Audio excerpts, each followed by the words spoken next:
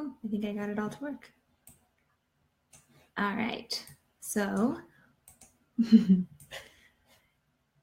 Hi there. Welcome. I am Caitlin of The Crown Fox, where I spend my days working as a graphic designer.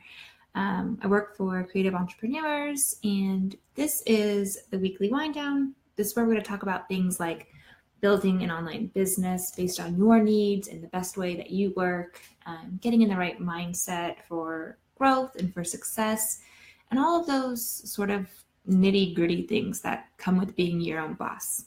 Hence the wine, right? Cheers. I know it's 4:30. I purposely put it at this time because I thought any earlier it would be weird to be drinking wine.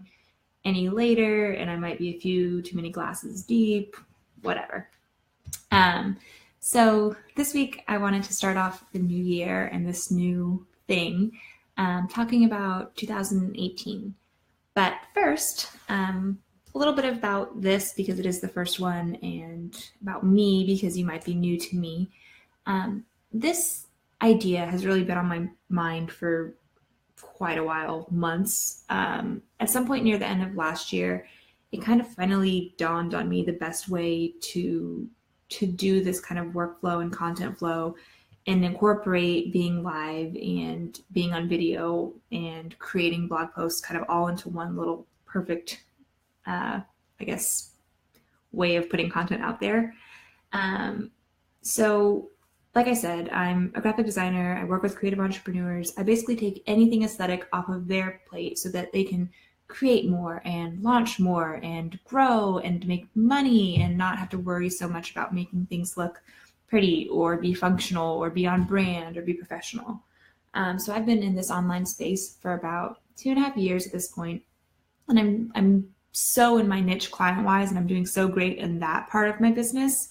But on the flip side, I have constantly struggled with the other aspects of owning an online business, creating content and building up a community and really fostering connections with people and growing an email list that actually serves a purpose. Last year, I got so busy with client work, which I'm really grateful for, obviously, but I would just randomly send out an email here or there, and then I just completely stopped blogging. So when it came to thinking about 2018, all roads kept leading back to creating content again. I actually really enjoy writing, and I like being in this space of being, a resource to people. And I just, in the past haven't made it a priority. So I decided one of my main goals for starting off 2018 was going to revolve around the words authentic visibility. So what that means is more of my face, more of me talking, and me hopefully connecting with people. And how I'm hoping to do that is through these weekly Facebook Lives. I'm going to call them the weekly wind down. And they're going to be every Wednesday. And they're going to be with wine because, not going to lie, these make me very nervous and I need all the confidence boosting I can get. So bring your wine if you want to join me. I'll be sending out an email Wednesday morning to my list with the topic. So if you're interested in being a part of that, plus, there'll be other goodies and tidbits and whatnot in there, you can join the email list by clicking on the sign up button here on Facebook. I do plan on afterwards taking these videos onto YouTube. So if you're watching on YouTube, the sign up link will be in the description. I think. I don't actually know where it'll be on YouTube yet. This one will be my trial run, but it'll be wherever links are supposed to go on YouTube. So that's kind of the background on what's going on here and what I'm doing. What I really intended for this video to cover, though, is the steps I'm implementing right now in Q1 to set 2018 up to be the best year for my business and for my life, I guess, too. I know that's a pretty bold claim. I don't, I do get pretty overexcited about things, but I really don't try to make claims like, this is the best way ever, or anything like that. It's not my personality. But I do know deep down inside in my bones that this year is going to be really, really, really great.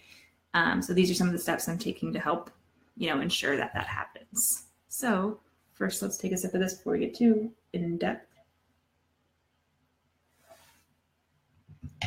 That is Christmas gift wine from, I don't know who it's from actually. Okay, so the plan. Step one. I'm actually getting really, really, really organized, and I've been working on that in December as well. So I want to stop doing all of this sort of like half-assed attempts at organization. I don't want to be half on Trello and half on Asana, and then also have post-its on my desk. And I want it to be all housed in one place and all to make sense. So I developed a 90-day plan, which is the first time in my life I've ever created a 90-day plan. I'm really excited about it. I have a paper planner. I'm using the simplified planner. I really like that there's time slots on it. And I'm going to use Asana. When it came down to Asana or Trello, I just went with my gut at the time. Hopefully I'll stick with it. I don't actually have a preference. But anyways, among that, that's it. I'm not going to let myself use anything other than these resources. Even if I start to get tempted to just write something down on a post-it note, I'm going to stop. I'm going to open up Asana. I have the app on my phone, I have it on my computer, and I'm going to put it where it actually will be in a place that gets done. A lot of us creative types, I think, kind of fall into this problem. Like our mind moves. Oh, hey, hi, Tia. How are you? Thanks for coming on. A lot of us creative types, I think, run into this issue that we are kind of all over the place sometimes. Our minds move a mile a minute, and it gets overwhelming. It's fun, to have all these ideas flowing, but what do you do with them? So I'm not going to write it on a post-it note. I'm going to be organized about it. I'm going to keep my ideas in a place that I can revisit them and explore them further, and really make a point to keep myself on track with that.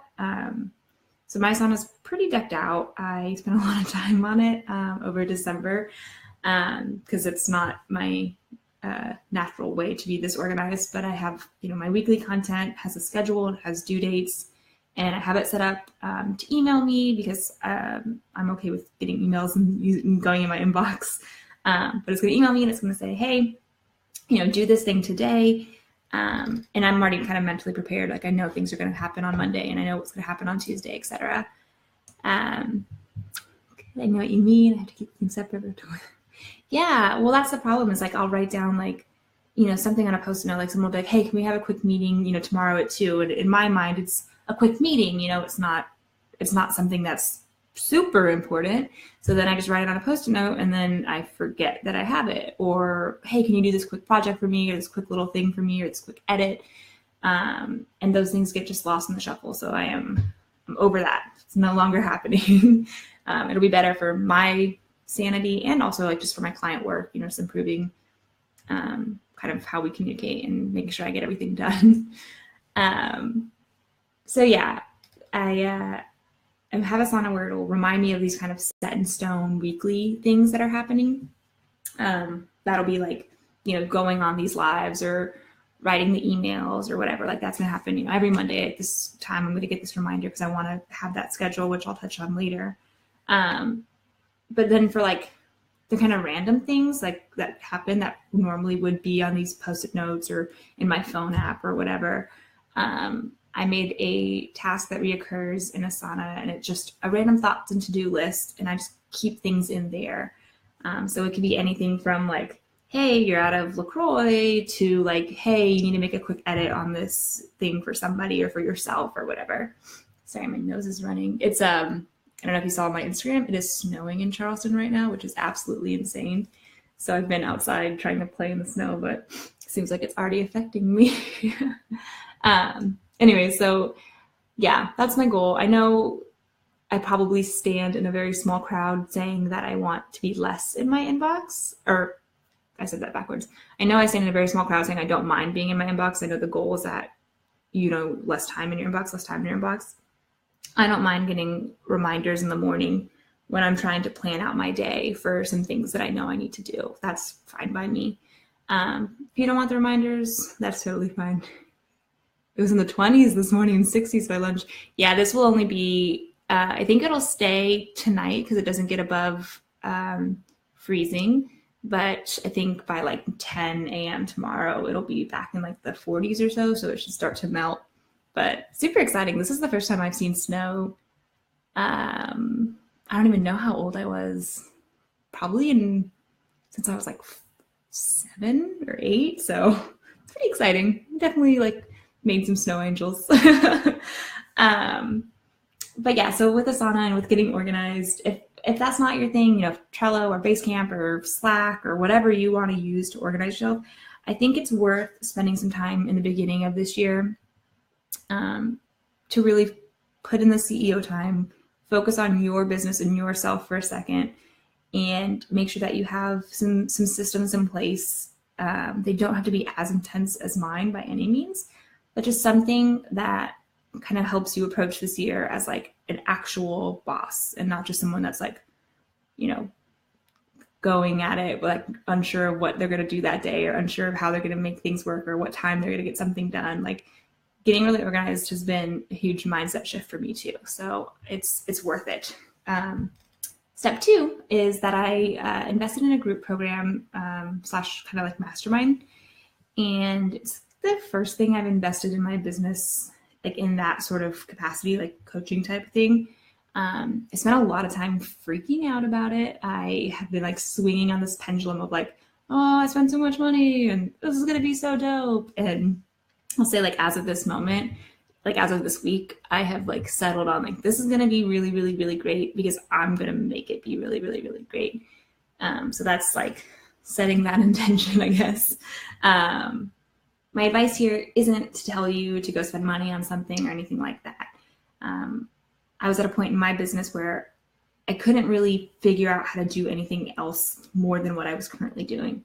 I needed / like still need help to figure out the next phase.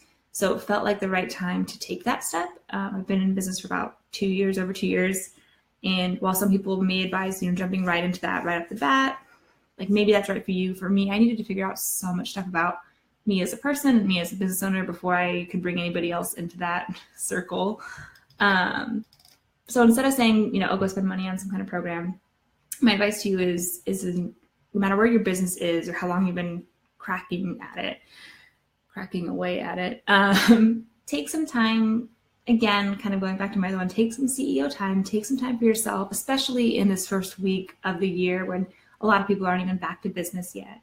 Take some CEO time and look at the big picture and look at what your daydream life looks like and what your daydream business looks like in that life. And if it is something you can do and figure out on your own, or if eventually you're going to need to bring in help. I can't say for you. For me, I was at a point where I was like, okay, I've reached the max at what I can do on my own. I don't know how to get to the next steps. So, I did the research. I read a lot of people's content and opted into their freebies and everything and found someone that was a good fit, both financially and how I think and operate.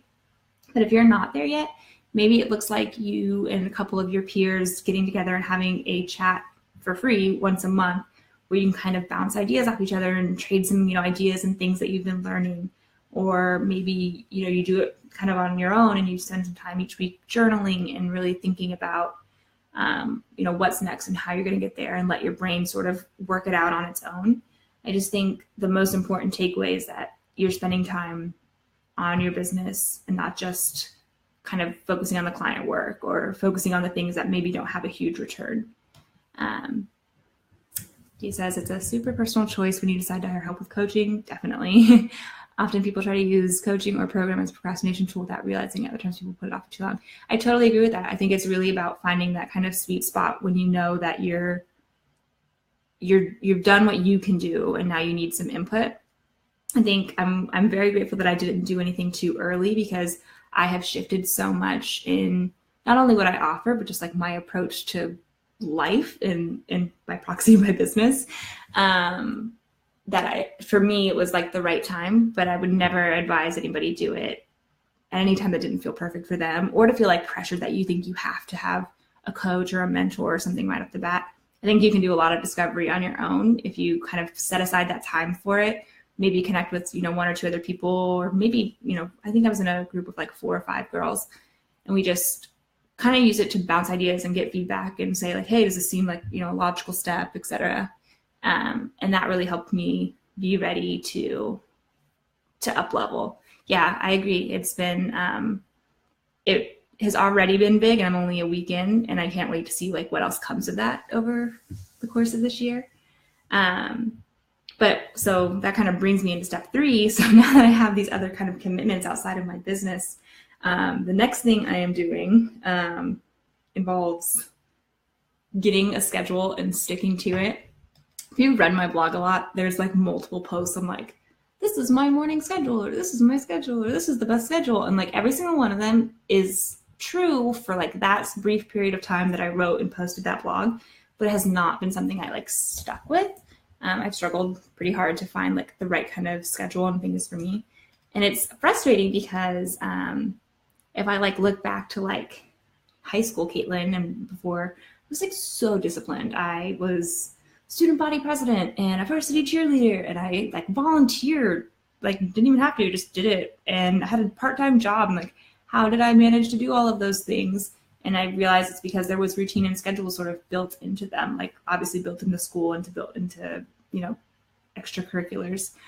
So as an adult, when it's not a hard schedule, especially working online for yourself, like left to my own devices, I'll sleep till like 10 a.m. every day. I don't know what happened, but I've lost all the self-discipline.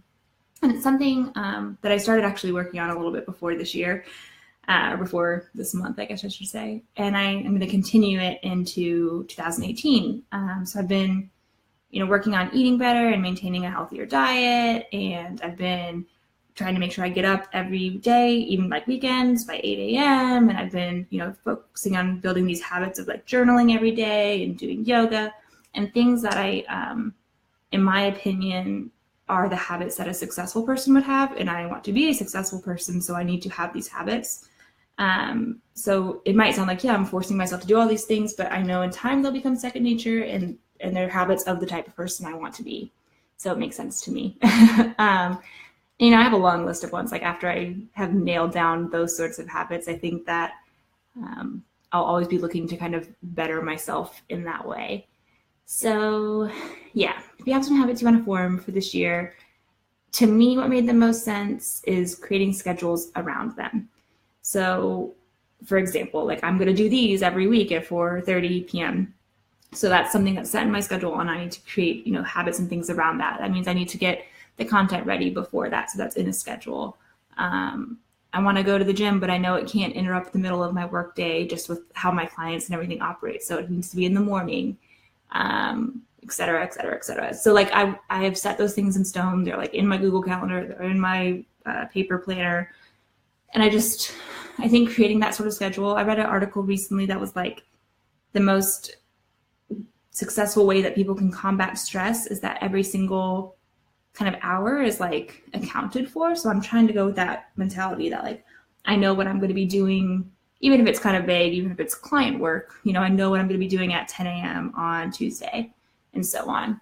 And then, you know, when I get a reminder to like go do yoga or something that I don't really feel like doing at that moment, I remind myself that like I set that goal, you know, I want this, even if I don't seem to want it at that very second. And try to flip that script that like I'm forming a habit that to me means success. So I need to, you know, act on that and follow through on that. So that's step 3. And then the last thing that I'm working on is kind of hard for me. I am notoriously stingy in my business. I'm trying to break the habit of like the mindset that I can do it better anyway. Obviously that hasn't always panned out for me.